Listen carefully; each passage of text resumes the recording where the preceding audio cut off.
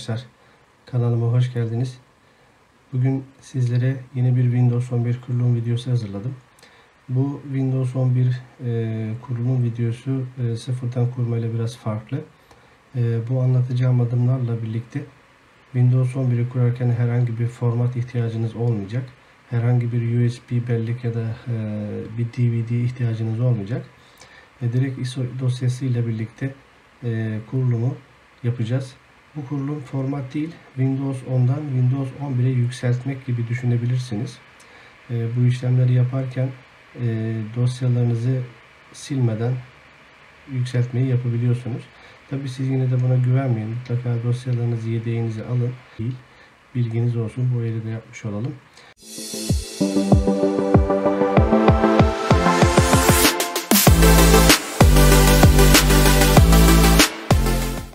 Şimdi öncelikle bunun için yine Microsoft'un kendi sitesine girip Windows 11 indirin sayfasını açıyoruz.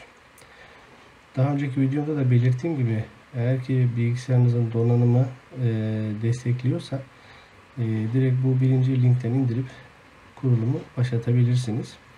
Biz en son aşağıdaki Windows 11 disk görüntüsü ISO indirmeden faydalanacağız. Bunun için seçenekleri buradan seçip indire basıp yaklaşık 4.5-5 GB boyutunda bir ISO dosyasını indireceksiniz. Ben daha öncesinde indirmiştim. Şimdi indirdiğimiz ISO dosyasına giriş yapacağım ben.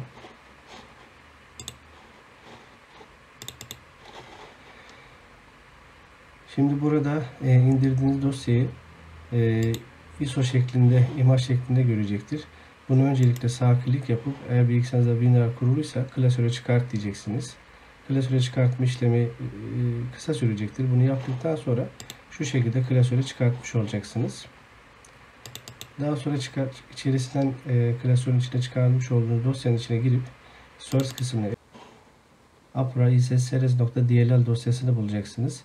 Yaklaşık 193 KB boyutunda bir dosya, küçük bir dosya. Buna sağ klik sil diyorsunuz. Bu dosyayı DLL dosyasını silmenin amacı şu.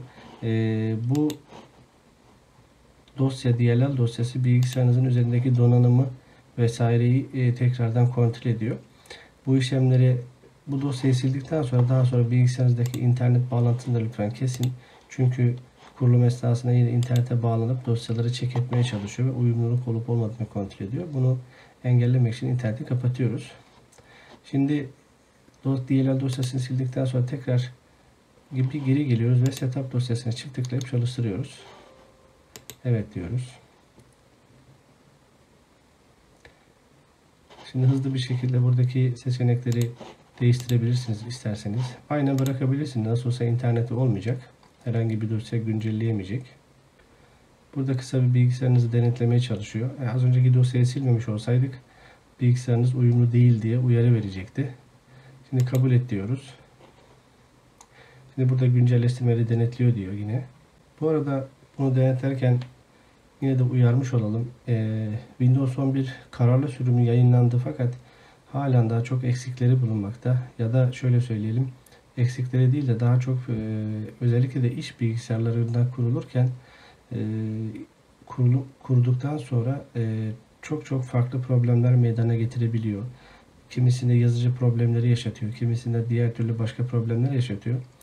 O yüzden size tavsiyem, eğer bir aceleniz yoksa mutlaka bir süre daha beklemeniz Windows 11'e geçiş yapmak için. Çünkü çok problemler çıkacak, çok şikayetler gelecek. Ona göre Microsoft tekrar bu şikayetleri değerlendirip yeni güncellemeler yayınlayacak. Bir süre daha beklemenizi size tavsiye ederim. Hele kullanmış olduğunuz bilgisayar işle alakalı kullanıyorsanız mutlaka biraz beklemenizi tavsiye ederim. Başka problemler yaşamamanız için. Şimdi burada size uyarı veriyor. Sistem gereksinimlerini karşılamıyor yine diye uyarı veriyor burada size. Bunu kabul ediyorsunuz. Şu anda size uyarıyı verdi. Windows 11 Pro yükle, kişisel dosya uygulamayı sakla. Şimdi buradaki seçeneğe tıklıyoruz. Buradaki seçenek size kalmış. Yalnızca kişisel dosyaları koru. Hiçbir şey koruma. Ya bu bütün dosyaları, uygulamaları, her şeyi siler. Yalnızca dosyaları koru ve kişisel dosyaları ve uygulamaları sakla diye. Ben bunu seçiyorum. Bu benim tercihime kalmış. Siz bunu isterseniz ister bunu seçebilirsiniz, ister bunu seçebilirsiniz. Bunu seçerseniz hiçbir şey saklamadan silecektir. Ben üsttekini seçiyorum ve sonraki diyorum. Tekrar güncellemeler denetleniyor diyor. Güncellemeler denetliyor dedi, aslında dosyalarınızı denetliyor, ne kadar boyutu var vesaire diye. Daha sonraki aşamada kuruluma başlayacak yavaş yavaş. Burada da çok fazla uzun sürmeyecek. Evet, son kez kontrolünü yaptı. Yükle diyoruz ve işlemlere başladık. Bu işlem uzun sürecek arkadaşlar. Bu arada bilgisayarınız eğer laptopsa mutlaka şarja bağlamayı unutmayın. Ben bağlayayım, unuttum.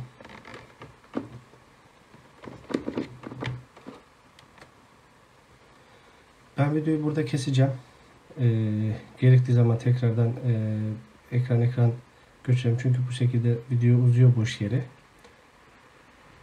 Ben de farkında mısınız bilmiyorum ama şu anda canlı kendi sistemimi Windows 10'dan Windows 11'e yükseltiyorum. Bakalım ne olacak. İlk ön yüklemeyi bitirdi. Şimdi kişisel bilgisayar birkaç dakika içinden başlatacak uyarısı verdi ve yeniden başlatılıyor. Bu adımları da görelim.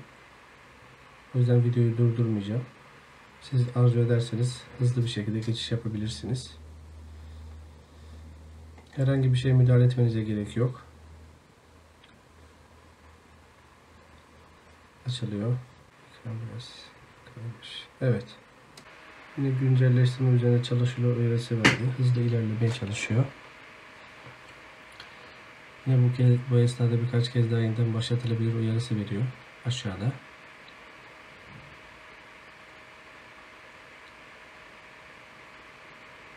Ben videoyu tekrar durduruyorum. Evet arkadaşlar. Adımlar tamamlandı. Ve Windows'umuz hazır hale geldi. Ben yerinde yükseltme yaptığım için, yani formatlamada yükseltme yaptığım için daha önceki videomda anlattığım gibi ekranda karşılamadı beni.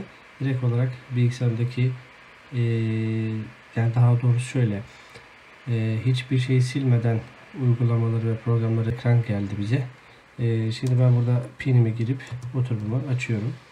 Bakalım ne olacak. Eğer siz hiçbir şey saklamayı seçip ilerleseydiniz sıfırdan hesabınız ve şifrenizi oluşturacağınız ekran sizi karşılayacaktı. Bu benim kendi tercihimdi.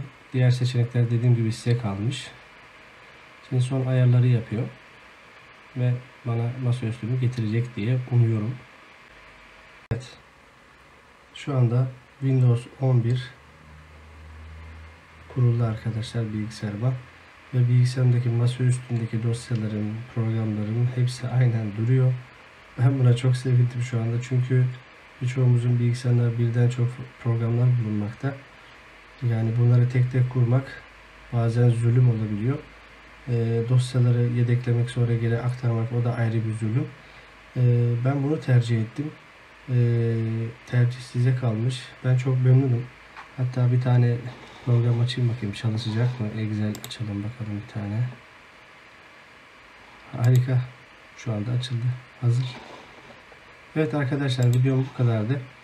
Umarım size faydası olmuştur. Lütfen videomu beğenmeyi ve kanalıma abone olmayı unutmayınız. Size faydası olduysa başkasına da faydası olabilir. Lütfen videomu paylaşmayı ihmal etmeyiniz. İyi akşamlar dilerim.